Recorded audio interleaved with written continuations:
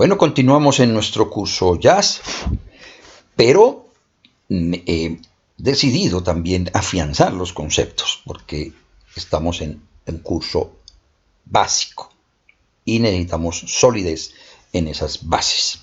Bueno, en nuestro ebook que compartí, que si bien está enfocado con Excel y SPS y nosotros vamos a trabajar el jazz, voy a hacer una mirada rápida del capítulo 4 de medidas resumen, pero mirando obviamente la interpretación, los conceptos. Dado que sea el software que se use, será vigente esa parte de cómo lo podemos interpretar, bien sea el Excel, bien sea el SPS, bien sea el R, bien sea el Stata, el Jazz o cualquiera. Entonces, en este capítulo que los invito a leer, página 121, acordándoles que antes de este capítulo ahí está también una sugerencia sobre el título de las tablas, etc. Pues bien, aquí mencionamos en el medidas resumen, el pensar requiere tiempo y lo pensado ejecución, Quevedo, que nos las dividen en medidas de posición, medidas de variabilidad, medidas de tendencia central y medidas de forma. En la generalidad de documentos no hablan tanto de posición así como una clase, como un grupo grande. A mí me parece que hay que diferenciarlas porque las medidas de posición son un eje importante. Y ahí están los percentiles, entre otras cosas. La mediana, la moda. De tendencia central está la mediana, perdón. Y también es de posición, claro está. Medidas de variabilidad, medidas de forma, ya le hemos trabajado, entran las medidas de tendencia central, donde aparte de la media aritmética está la media geométrica, la media armónica, el promedio recortado, que es aquel que nos sirve para tratar de identificar también valores atípicos. Si la media tradicional, usando pues la suma y divido, es igual o parecida a la media recortada, que es eliminando los valores extremos, bien sea al lado por la parte inferior o la superior, van parecidas, entonces indicaría que no tenemos mucho problema por ese lado. De valores atípicos me refiero. Dice, es la medida de tendencia central más utilizada. Por eso no mostré empezando, aquí dice edición primera. Realmente no es de tendencia central, yo ya la pondría, es una medida de posición. Pero vale, en la mayoría de documentos está así. No porque en la mayoría de documentos esté así es que vale. No, digamos lo que lo podemos aceptar por ahora, pero es más de posición. Claro que el centro es de posición, también dirán unos, pero no siempre estará en el centro la media aritmética. Dice que no obstante en algunos casos no se recomienda, valga decir cuando los datos presentan mucha heterogeneidad. En estos casos se sugiere segmentar o estratificar los datos de acuerdo a alguna otra variable. Eso se mencionó cuando decíamos los contratos, el salario de los contratos o el tiempo de permanencia en los contratos, en el trabajo en el archivo que venimos trabajando, se debería de estratificar, se llama eso. Bueno, ahí están las fórmulas que no vienen mucho al caso. Lo que viene mucho al caso es otros comentarios de la interpretación de ella. Estoy bajando más rápido, tienen el documento para leerlo. Y yo quiero llegar acá, interpretación de la media aritmética. Dice, hasta ahora se ha hecho énfasis en mostrar cómo se encuentra la media, bueno, según la entrada de los datos. Sin embargo, más que hallar el valor numérico, es necesario saber interpretarlo. Hay que saber cuándo se puede utilizar la media aritmética, ya que esta medida está afectada por valores extremos. Si existe algún dato, uno o varios, claro, muy diferente a los demás, nos puede dar un resultado totalmente erróneo para la labor estadística. Y aquí nos plantean un ejemplo donde tenemos unas edades y hay una persona de 60 años. El resto no. Pero el promedio entonces está dando supremamente, está desfasado. Aquí supongamos que el de 60 es el profesor. Entonces aquí habría que segmentar, hallar, colocar las edades de los estudiantes es una cosa y de los profesores, si fuera ese el caso, otro aparte. Pero no los debemos de juntar. Eso es lo que pasa en muchas de las investigaciones, que juntamos, valga el dicho tradicional, peras con manzanas, y eso no es lo que podemos hacer. Por lo tanto, la media aritmética, si tenemos valores atípicos, no es la adecuada. Desinforma antes que informar. Tenemos algunos otros ejemplos, el promedio aritmético, viene la mediana.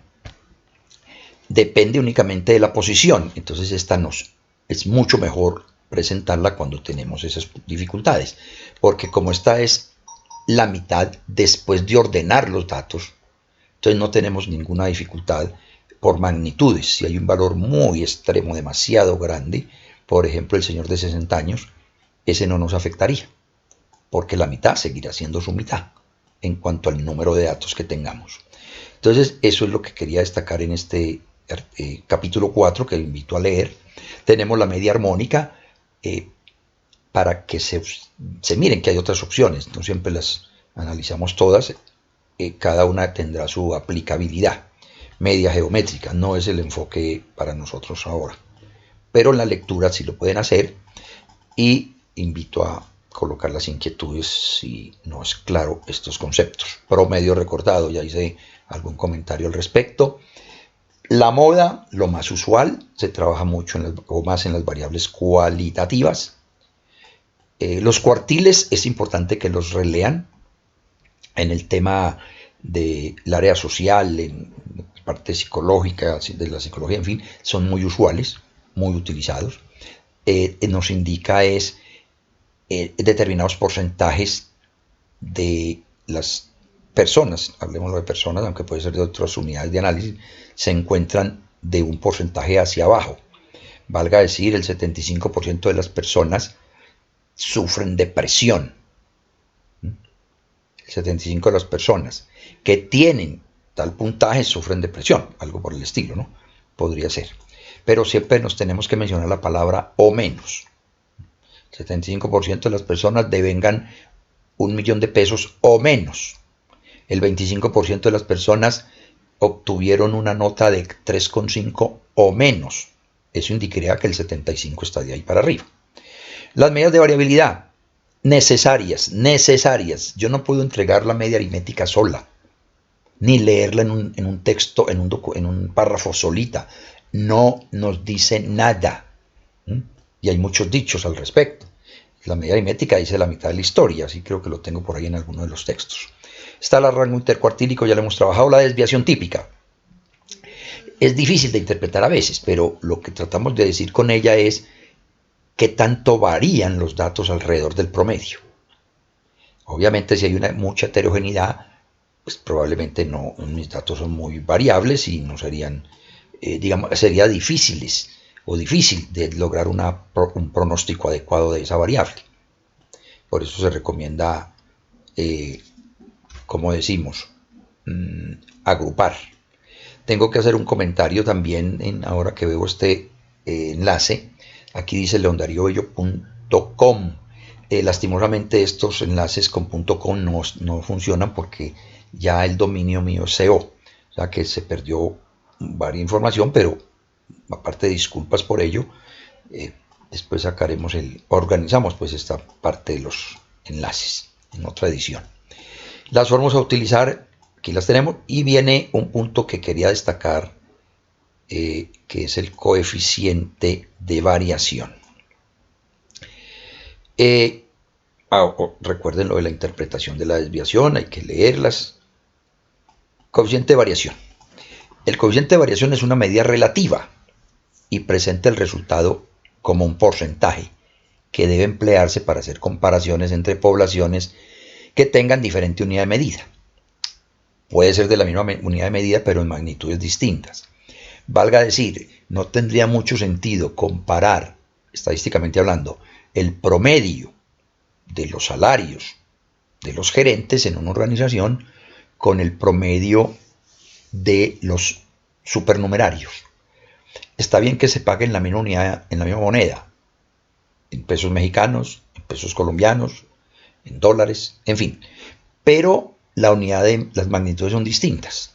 Muchos de estos señores probablemente ganan mucho más que los otros. Entonces no es bueno comparar las desviaciones.